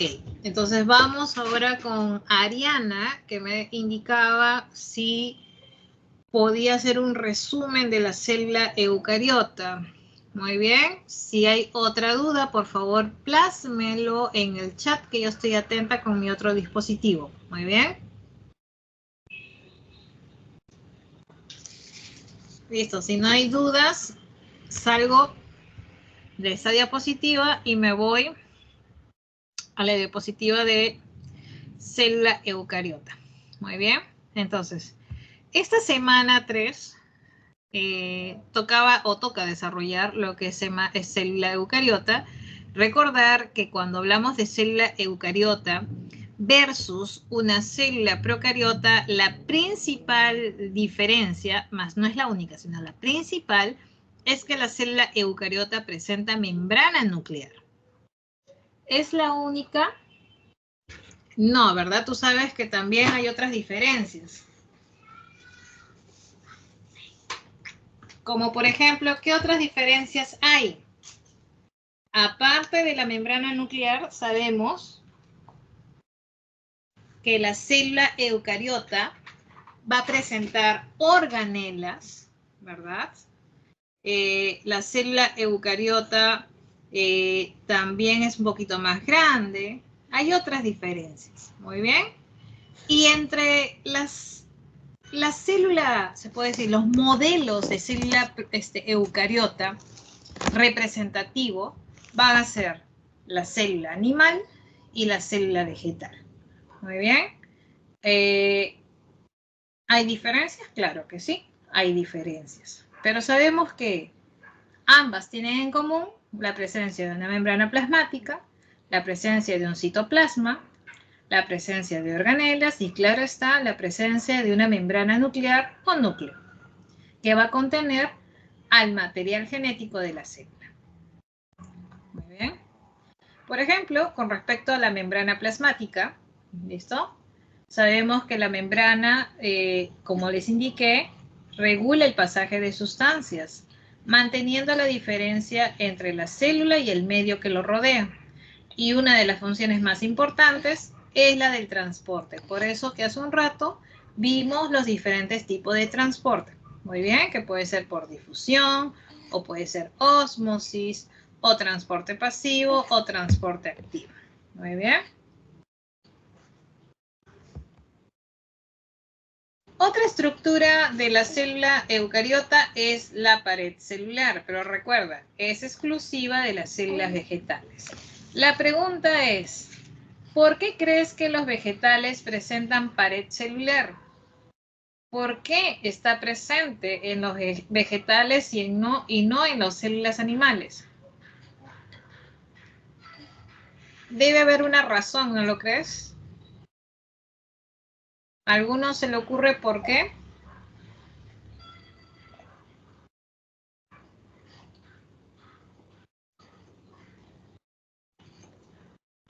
Mira qué cosa tiene una célula vegetal.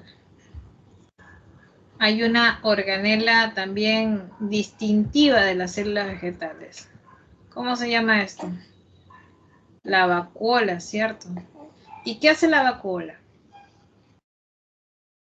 ¿Qué almacena principalmente? Almacena agua, ¿cierto? Entonces, si almacena agua, ¿no crees que la vacuola se hincha, crece y va desplazando a las otras organelas contra la pared? Mejor dicho, contra la membrana. ¿Y tú crees que esa membrana plasmática se rompa debido por la presión osmótica ejercida por la vacuola? ¿Tú crees que se llega a romper? No, ¿verdad? Y esto es debido a la presencia de la pared celular. Muy bien. Entonces, repito, la pared celular evita la ruptura de la membrana plasmática debido a las presiones ejercidas por la vacuola. Muy bien, seguimos. A ver, ¿qué más podemos encontrar por aquí?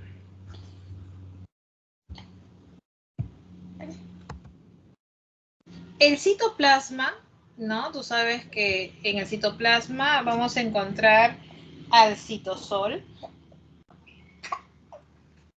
El citosol es una sustancia líquida que forma el medio intracelular. Muy bien.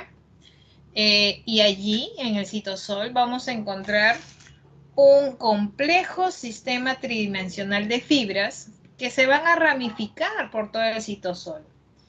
Y este complejo tridimensional es el famoso citoesqueleto, como lo estamos viendo por acá, que está conformado por los microfilamentos, que son los filamentos más delgaditos, luego le siguen los filamentos intermedios y los microtúbulos, que van a ser filamentos un poquito más gruesos, ¿no?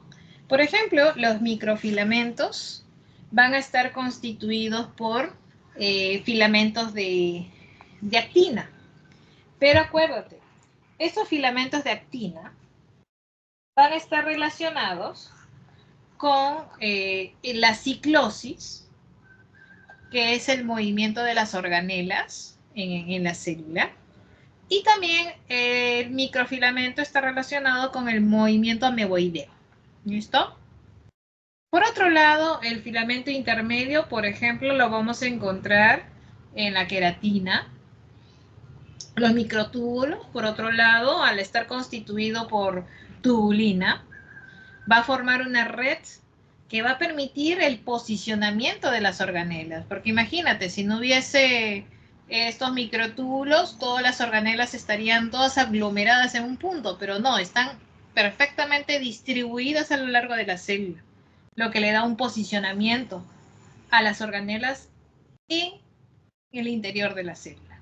Y también sabemos que el microtúbulo va a formar parte de cilios, también forma parte de flagelos, forma parte de centriolos. Muy bien. Entonces, estas son justamente el papel de cada una de estas fibras del citoesqueleto. Muy bien. También vamos a encontrar a los centriolos.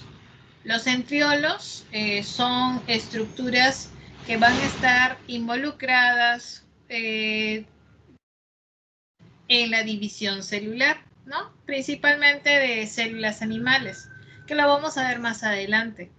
Cuando hablemos de la mitosis, va a entrar a tallar estos centriolos, que va a permitir justamente que haya una correcta separación, segregación del material genético. Muy bien. Luego tenemos a los ribosomas. Recuerda que el ribosoma no es una organela.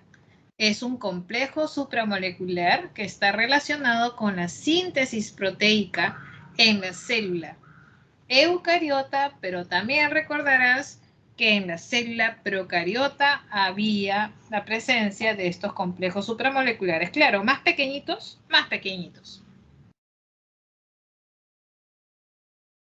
El retículo endoplasmático, recuerda que es una red de membranas en forma de cisternas que se continúan de la envoltura nuclear. Hay dos tipos. Hay uno que está adherido o que tiene adherido ribosomas, llamándose el retículo endoplasmático rugoso, y el otro que está desprovisto de ribosomas, que se llama el retículo endoplasmático liso. Con respecto al rugoso, sabemos que está relacionado con la síntesis proteica. El liso, por ejemplo, está relacionado con la síntesis lipídica, como también está relacionado con la detoxificación celular y también el proceso de glucogenólisis. El aparato de Golgi, por otro lado, está relacionado con la secreción celular, muy bien, ya que esta estructura estaría relacionada con la secreción, ¿no?, de vesículas que se van a dirigir a la membrana plasmática, donde por exocitosis estarían liberando productos de secreción. Muy bien. Luego tenemos los lisosomas, que son también organelas propias de la célula eucariota y que estaría relacionada con la digestión intracelular porque contienen enzimas de tipo hidrolítica ácidas. Muy bien. Este lisosoma, ¿no?, como te das cuenta, se forma del aparato de Golgi. Y luego este lisosoma, cuando se une, ¿no?, a la partícula que va a degradar, este lisosoma primario, al unirse, se transforma en lisosoma secundario. Muy bien. Y este lisosoma secundario no es el resultado, pues, del lisosoma primario más la unión con esta partícula. Muy bien. Y luego que el lisosoma secundario degrada esta partícula, este fagosoma, muy bien, los resultados, se puede decir, o el resto de la digestión puede ser liberado al exterior por un proceso llamado exocitosis, o bien puede quedar dentro de la célula formando, pues, formando cuerpos residuales. Ahora, si el lisosoma degradase alguna organela defectuosa o envejecida, se llama este proceso autofagia. Muy bien. Luego tenemos a los peroxisomas, que también son organelas que van a presentar también enzimas. En este caso las enzimas se llaman oxidasas, que van a oxidar aminoácido, ácido úrico, entre otros, utilizando oxígeno, y se formaría, pues, el peróxido de hidrógeno. Tú sabes que el peróxido de hidrógeno, o también conocido como agua oxigenada, tiene que ser degradado porque es tóxico para la célula. Muy bien, y esto lo hace la catalasa. Lo degrada en agua y oxígeno. Luego tenemos la vacuola, que también es una organela bastante común en células vegetales. La vacuola va a presentar una pared, una membrana llamada tonoplasto. Muy bien, una membrana llamada tonoplasto. Y recuerda que la vacuola, su función netamente es almacenar. En este caso puede ser agua, como también ciertas sustancias de reserva. Muy bien.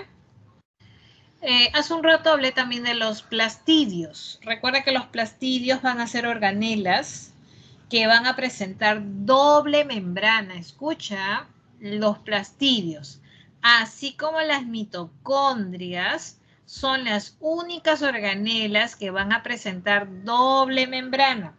Y aparte van a presentar su propio material genético. Tanto plastidios como mitocondrias. Recuerda que dentro de los plastidios tenemos al cloroplasto, al leucoplasto y al cromoplasto. Muy bien. Cada uno cumpliendo una función diferente. El cloroplasto está relacionado con la fotosíntesis. El leucoplasto está relacionado con el almacenamiento, que puede ser de almidón, de lípidos o aceites o de proteínas. En cambio, el cromoplasto es un plastidio relacionado con dar color a las estructuras vegetales. Muy bien. La mitocondria, como te decía, es otra organela que tiene doble membrana y su propio material genético. Recuerda que la mitocondria es una organela relacionada con la respiración celular. Muy bien. Y eso lo vamos a ver más adelante en la semana 5, ¿no? Se va a hablar de la mitocondria. Y finalmente los glioxisomas van a ser peroxisomas, pero especializados en plantas, encargados del catabolismo de los triacilglicéridos y de la formación de carbohidratos en la semilla. Muy bien. Y finalmente tenemos la organela clásica, característica de toda célula eucariota. Estamos hablando del núcleo. El núcleo, ¿no? En su interior vamos a encontrar justamente una sustancia, esa sustancia hialina coloidal se llama cariolinfa o nucleoplasma. Ahí vamos a encontrar iones, enzimas, precursores de ADN, de ARN, entre otros. Pero también vamos a encontrar a la cromatina, ¿no? Tú sabes que la cromatina está conformada pues por el ADN más proteínas básicas del tipo histonas, ¿no? Esta cromatina en un núcleo que se encuentra en interfase, o sea, no en mitosis, en interfase, la célula que no está en división va a presentar dos estados su cromatina.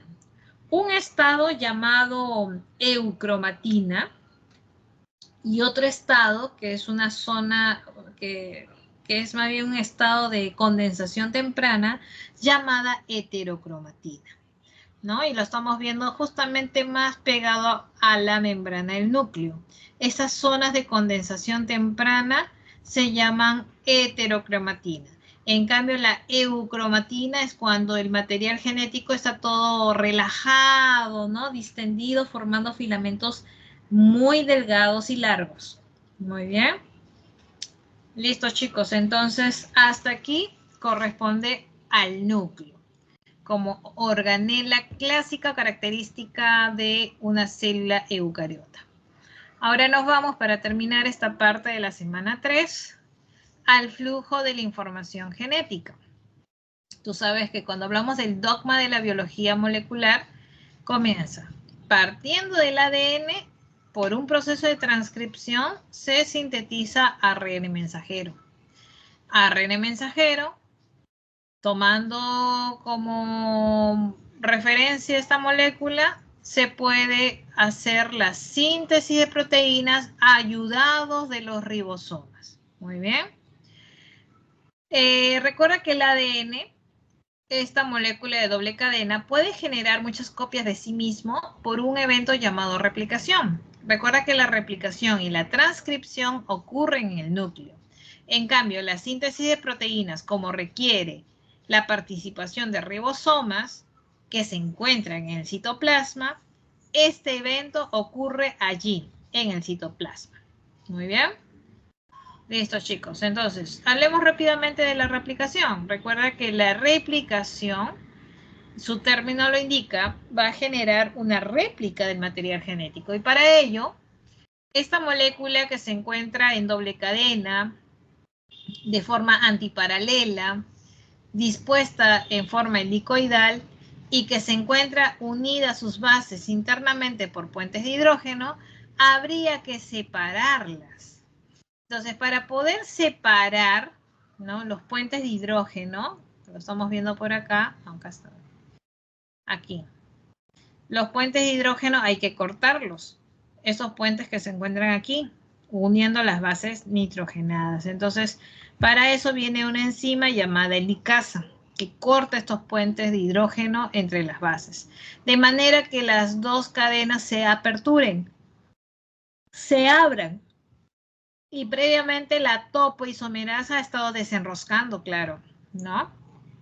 Entonces, viene a continuación la ADN polimerasa, que es la enzima que se encarga de añadir nucleótidos, ¿no? A cada uno de estas bases que ha quedado expuesta necesita agregar sus nucleótidos complementarios. Muy bien, de esta manera va creciendo la cadena, ¿no? Entonces vamos a tener siempre una cadena adelantada y una cadena retrasada debido al sentido. Recuerda que la polimerasa siempre trabaja de 5 a 3 primas. Y si acá es 5, si acá el extremo, a ver, ¿cuál es acá? Si acá el extremo, aquí, es 3' de la cadena original, la nueva a sintetizarse es 5. Entonces, tomando como referencia el punto 5, la polimerasa puede actuar porque va de 5 a 3 y está bien, por eso que la cadena se llama adelantada. En cambio acá la cadena original termina en 5 y la nueva cadena a sintetizar comenzaría en 3. Y 3 no es punto de inicio de la polimerasa, por eso que la polimerasa tiene que irse un poquito arriba y buscar el 3' de la cadena original para que ella pueda completar a partir del 5 en adelante. Por eso que la síntesis de esta cadena se llama síntesis retrasada o retardada y se van a formar fragmentitos llamados de Okazaki. No hay problema, que luego estos fragmentos se van a unir gracias a una enzima llamada ligasa, ¿no? Y luego el resultado es que cada ADN sintetizado se mantenga la hebra original, que estaba aquí, esta era la hebra original, esta si no me equivoco. Acá está la hebra original, la de color azul. Y la de reciente síntesis, que lo voy a representar aquí, esta es la de reciente síntesis, la celestita. Acá también encontramos la de reciente síntesis. Muy bien. Por lo tanto, como se mantiene la hebra original y hay una hebra de reciente síntesis, la replicación va a ser semiconservativa. ¿Ya? Por eso que se llama que es semiconservativa. ¿Listo? Luego tenemos la transcripción. Muy bien. En la transcripción, muy bien, tenemos, por ejemplo aquí, ¿no? Te dice, si tenemos el ADN, que es de doble cadena, tenemos de 5 a 3, ¿no? Y por acá de 3 a 5, antiparalela. Gracias a que la ARN polimerasa está presente, se puede agregar estos nucleótidos a la cadena molde. Muy bien. Entonces, por ejemplo, aquí tenemos un segmento de la cadena molde. Se apertura y comienza a agregarse las bases. Claro, se puede utilizar cualquiera, chicos, cualquiera. Se puede utilizar o este segmento o este segmento, cualquiera, porque la naturaleza, pues, puede utilizar esto o esto, ¿no? Claro, de manera didáctica acá en clase decimos, puede ser esta, por ejemplo, ¿no? Y en este caso, o puede ser esta, mira, esta, y se hace la transcripción, o sea, la copia, y mira, acá es adenina, acá se copia adenina. Acá es timina, se copia timina, no, pero no hay timina en el ARN, pones uracilo. Guanina, guanina, adenina, adenina, timina, uracilo, citosina y se va copiando. Esa es la transcripción. Muy bien, porque se copia. ¿No? Cuando, por ejemplo, te decían, haz la transcripción de lo que está en la pizarra, tú copiabas. Entonces, tal cual la copia. Muy bien. Listo, chicos. Entonces, esa es la transcripción. Tomando como referencia una de las cadenas, se sintetiza la molécula del ARN de una sola cadena. Y una vez obtenido el ARN con ayuda de los ribosomas, se da pues el proceso de traducción. Y acá está la traducción. Ayudado el ribosoma, el ARN mensajero va a poder leer su mensaje. Se busca el punto de partida. Siempre el punto de partida en la traducción siempre va a ser el codón de inicio AUG. Muy bien. Este codón de inicio AUG, si sabes utilizar la tabla del código genético, tú sabes que A es la primera base. Acá está la primera base. Acá está, y tú vas acá, esta es la primera base. Luego tienes U en la segunda base, acá está U, la segunda base. Entonces haces todo esto y el resultado de la intersección te da todo este cuadrante, ¿cierto? Y ahí te quedas, todo este cuadrante. Ahí te quedas, ¿no? Entonces luego vas a la tercera base, que es G. ¿Y dónde está la tercera base? Aquí. La tercera base, y estabas aquí, entonces te vas acá, esta es la tercera base, y luego haces lo siguiente, ¿no? Haces la intersección de esto con esto y te da metionina. Por lo tanto, el codón AUG da metionina. Y así vas haciendo por cada triplete o codón. ¿Esto te lo tienes que aprender de memoria? No, como te dije, lo que tienes que aprenderte de memoria es ¿cuál es el codón de inicio? Es el AUG. ¿Cuáles son los codones stop? 3, el UAA, el UAG y el UGA. Eso sí tienes que aprendértelo, pero que te tengas que aprender toda esta tabla del código genético, no. Solamente los codones inicio y los codones stop o de parada. Muy bien. Listo, chicos. ¿Hasta aquí tenemos alguna duda o consulta? ¿Alguna consulta adicional? He tratado de responder a todas las dudas. Sí, dime. Sí, te escucho. Los glioxisomas, sí, Sí. los glioxisomas son los que realizan la beta-oxidación, ¿cierto? Los glioxisomas. Ya, eso lo estábamos viendo. Espérate. A ver, ¿dónde estaba? Acá creo que, acá lo hablé, ¿no? Ahí está. Ya. Lo que pasa es que el glioxisoma es un término utilizado para referirse a un peroxisoma. Pero claro, es un peroxisoma que es especializado, más que nada se encuentra en las células de tipo vegetal, ¿no? Entonces, estos glioxisomas, más que nada, están almacenando de repente lípidos, ¿no? Más que nada en las semillas, ¿no? Entonces, si hablamos de cualquier evento que esté relacionado con la formación de lípidos, los glioxisomas estarían pues relacionados. En este caso, estaría pues involucrado en el catabolismo de los triacilglicéridos, ¿no?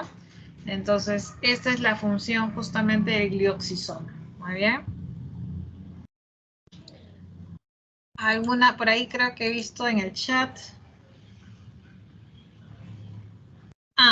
plasmólisis y turgencia. Ya. A ver, ya, eso puede estar relacionado aquí, mira.